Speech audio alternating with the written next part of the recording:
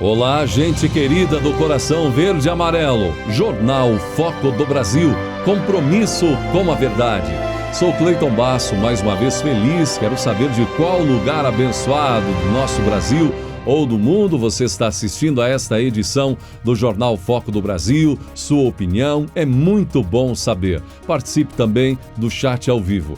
E um aviso importante: seja membro do Foco do Brasil para apoiar nosso trabalho. Vamos agora às notícias desta edição.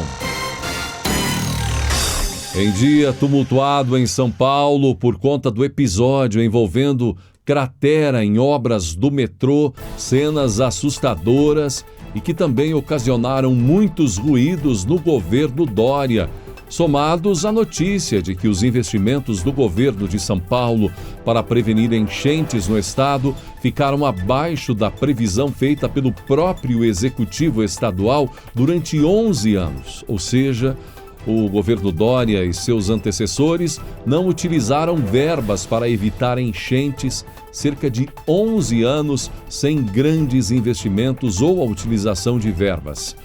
O presidente Jair Bolsonaro foi a São Paulo, onde foi recebido em Franco da Rocha, no interior do estado. O objetivo da ida a São Paulo foi verificar a situação de locais atingidos pelas fortes chuvas nos últimos dias.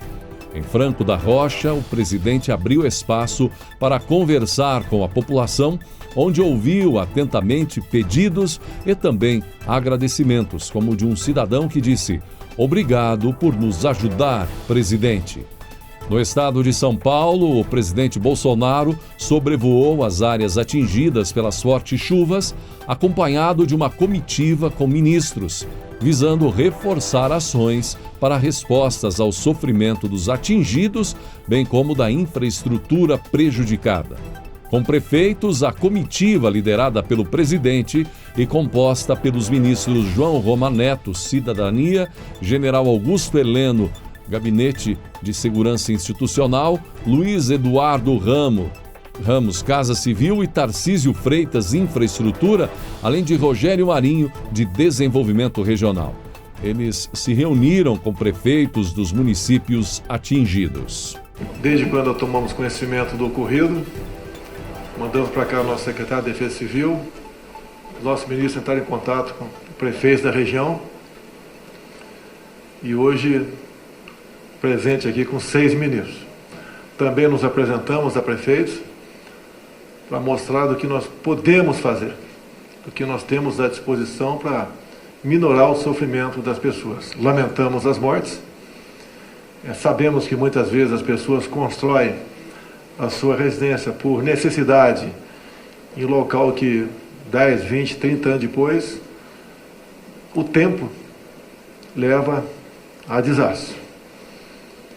Então, nesse momento, entre o nosso ministro aqui presente, creio mais importância o Rogério Marinho, do Desenvolvimento Regional, que se apresentou e mostrando que nós podemos colaborar com todos aqui.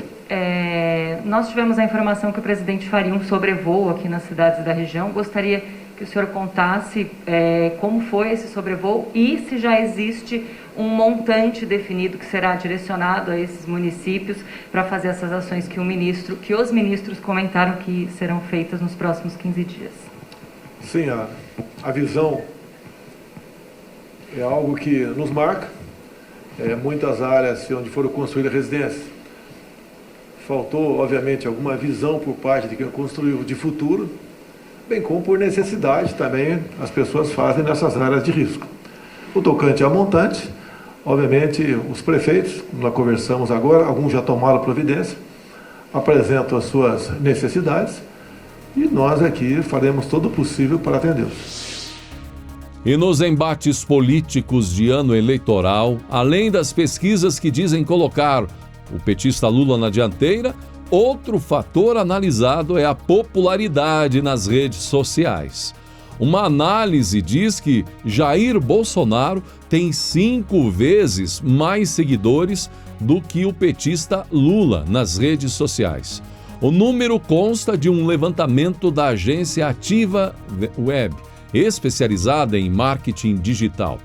No Facebook e no Instagram, Lula conta com um público de cerca de 4,4 milhões. Já Bolsonaro tem no Facebook 19 milhões e no Instagram 14 milhões. Em janeiro, a publicação com mais engajamento do petista no Instagram, uma foto dele com a ex-presidente Dilma Rousseff, bateu 613 mil curtidas. Já a postagem com mais engajamento de Bolsonaro, na mesma rede em que o presidente aparece internado em um hospital, recebeu 2 milhões de likes. E em conversa com apoiadores, o presidente Jair Bolsonaro comentou sobre os rombos ocasionados pela corrupção na Petrobras em anos passados, nos grandes escândalos que quase quebraram a companhia. Questão de desvio, né? Ontem eu tive lá no Rio e 2 diretores da Petrobras botei para falar sobre o passado naquela diretoria dele. Um começou falando, o PT aqui, um dos relatores, tal de Barusco, devolveu 290 milhões que só ele roubou. Não foi para ele. Os 290 milhões é para ele, fora o que ele roubou para quem o indicou para aquele cargo. A Petrobras teve um endividamento ao longo de Lula e Dilma. Endividamento, quem quiser acreditar, né? Alguém sabe que é R$1 milhão? Pouca gente sabe que é R$1 milhão, né? 1 bilhão também, muito menos. 900 bilhões o endividamento da Petrobras. Quase quebraram. Eles quase quebraram uma petrolífera, coisa que... Não tem como. Vamos dizer, uma petrolífera mal administrada ainda é um bom negócio. Eles quase quebraram. 900 bilhões. Semana passada levei o presidente do BNDES. Mal usado. 500 bilhões. Caixa Econômica, 45 bilhões. Daí o cara fala, eu não roubei. Agora ele faz isso, troca de quê? De apoio, poder. É um tema extremamente polêmico. A questão de liberar os jogos de azar no Brasil ou não. Por exemplo, você é a favor ou é contra os jogos de azar? Liberar ou mantê-los proibidos? Pode dar aí a sua opinião, a exemplo do que fez a CNBB, gente. A Conferência Nacional dos Bispos do Brasil divulgou uma nota chamando a aprovação do requerimento de urgência da legalização dos jogos de azar no Brasil de nefasto ato que acelerou o caminho para regulamentar, logo nas primeiras sessões do ano de 2022, a exploração de jogos de azar no país. A CNBB também rebateu argumentos de que uma eventual liberação da jogatina aumentaria a arrecadação de impostos, favorecendo a criação de empregos e contribuindo para a retomada econômica. Trata-se do projeto de lei 442 de 1991, cujo relator será o deputado Felipe Carreiras, de Pernambuco, não é? Do PSB de Pernambuco. O projeto deve ser votado ainda este mês, gente. Um trecho da nota da CNBB diz: a CNBB conclama o Congresso Nacional a rejeitar este projeto e qualquer outra iniciativa que pretenda regularizar os jogos de azar no Brasil.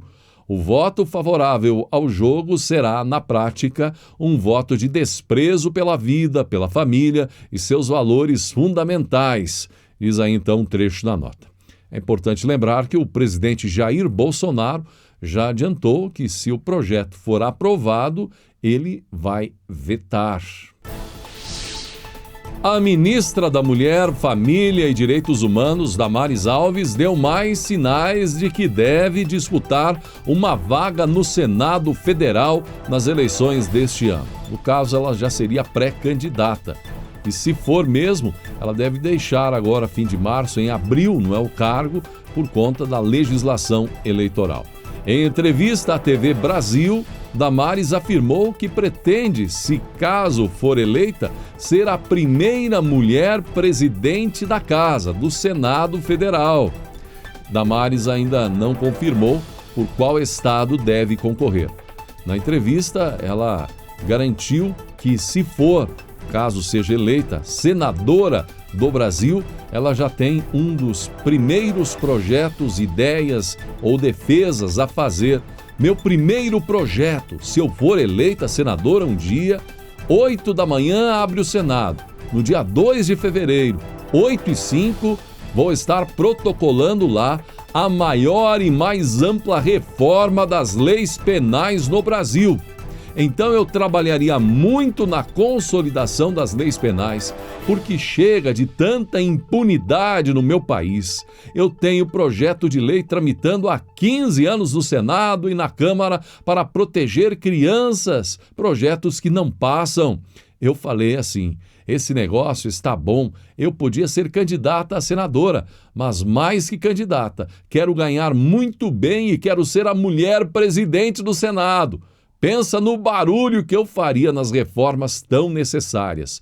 Mas tudo isso é só um convite. É só a ministra um tantinho animada, mas não tem nada de concreto não, disse ela.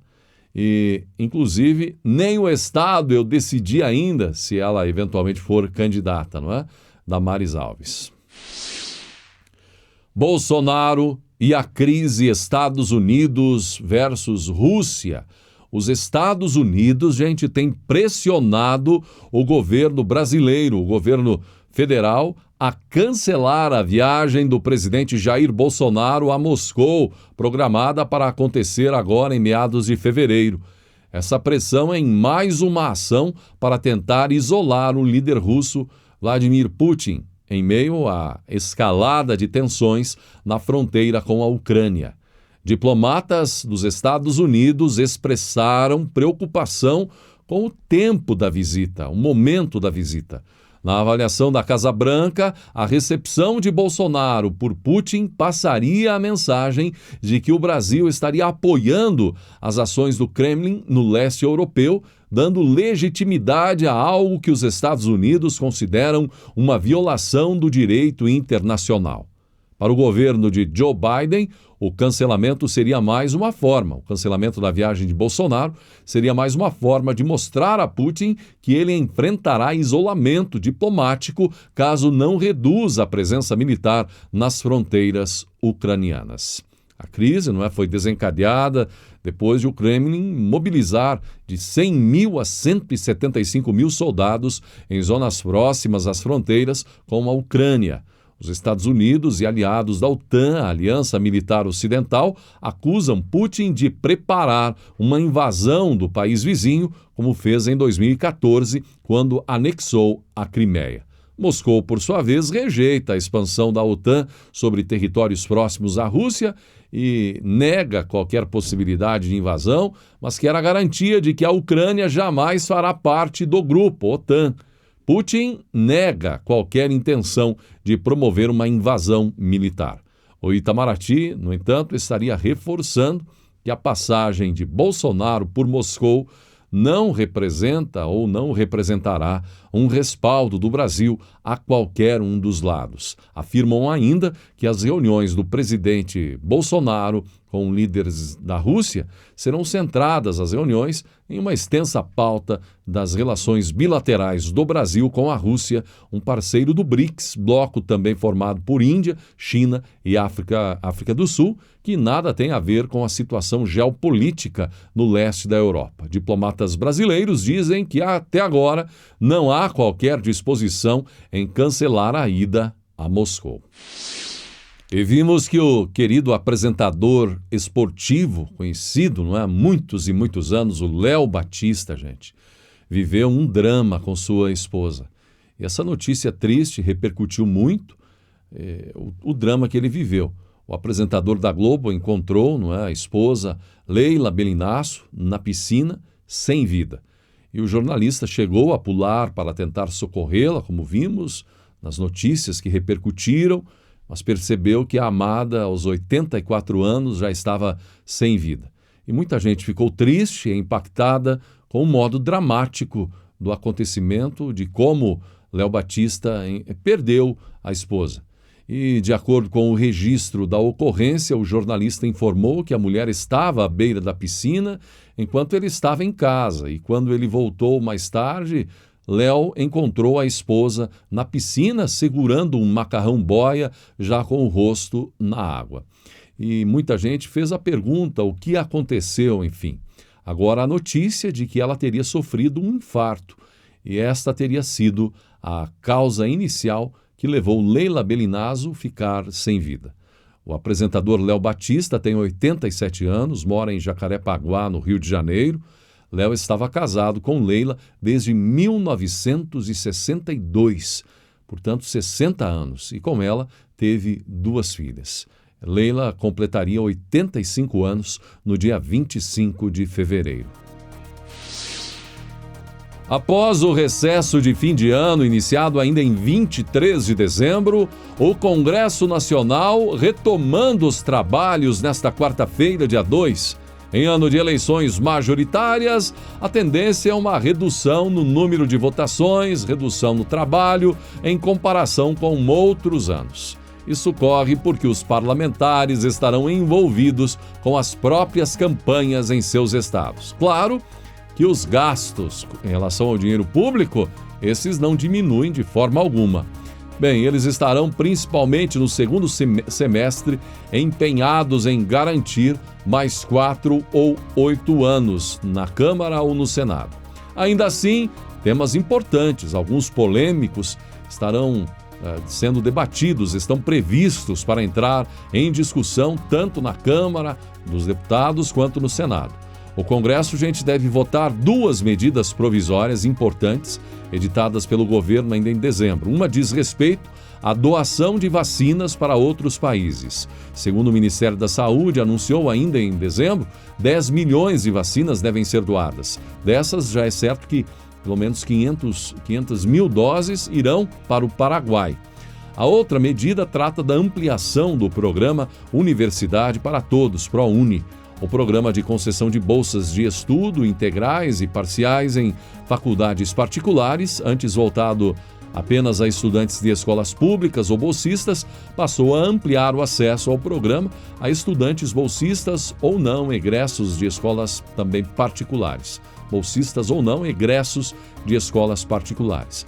A renda per capita familiar mensal também muda, não pode ultrapassar 3 salários mínimos, mas a MP traz a possibilidade de dispensa de apresentação do documento que comprove a renda familiar e a situação de pessoas com deficiência quando as informações estiverem disponíveis em bancos de dados de órgãos do governo. Além disso, a alteração na reserva de cotas destinadas a negros, povos indígenas e pessoas com deficiência. Essa é uma medida que também trará muito debate. Com a medida, o percentual de pretos, pardos ou indígenas e pessoas com deficiência será considerado de forma isolada e não mais em conjunto. Tem também o projeto que está na Câmara sobre os jogos de azar. Vai dar muito o que falar. No Senado, a pauta prevê a votação do projeto para conter a alta e a falta de previsibilidade nos preços dos combustíveis. Em meados de janeiro, o presidente da Casa, o Rodrigo Pacheco, afirmou seu interesse em pautar um projeto do senador Rogério Carvalho e na ocasião, a assessoria do Senado informou que Pacheco submeterá a decisão sobre a apreciação ou não do projeto ao Colégio de Líderes agora em fevereiro. O projeto prevê a formação dos preços dos combustíveis derivados do petróleo, tendo como referência as cotações médias do mercado internacional, os custos internos de produção e os custos de importação. O tema é acompanhado de perto também pelo presidente da Câmara, o Arthur Lira. Na agenda da Comissão de Constituição e Justiça do Senado, a reforma tributária é considerada prioridade pelo presidente da comissão, senador Davi Alcolumbre. Ele pretende marcar a leitura do relatório do senador Roberto Rocha para agora o começo de fevereiro. A privatização dos Correios, gente, aprovada já na Câmara em agosto de 2021, estacionou no Senado, mas também promete dar o que falar. O projeto está na Comissão de Assuntos Econômicos. E aí, então, certamente muitos debates a partir desta quarta-feira. E nas redes sociais, o presidente Jair Bolsonaro destacou uma importante obra no Rio Grande do Sul, com belas imagens da construção da barragem do Arroio Jaguari. Bolsonaro legendou: Rio Grande do Sul, está a todo vapor a construção da barragem do Arroio Jaguari, Mais uma demonstração da prioridade que o governo do Brasil dá às obras que garantam segurança hídrica de norte a sul do país. No total, o reservatório está com 71,46% de execução a todo vapor, a construção da barragem do Arroio Jaguari. Mais uma demonstração da prioridade que o governo do Brasil dá às obras que garantam segurança hídrica de norte a sul do país, enfatizou novamente o presidente Jair Bolsonaro. E assim chegamos ao final desta edição do Jornal Foco do Brasil, com um convite especial para que você seja um membro aqui do Foco do Brasil, para apoiar nosso trabalho. É fácil, clique em Seja Membro. Gratidão por isso e pela sua atenção, e que Deus abençoe a você e a sua família.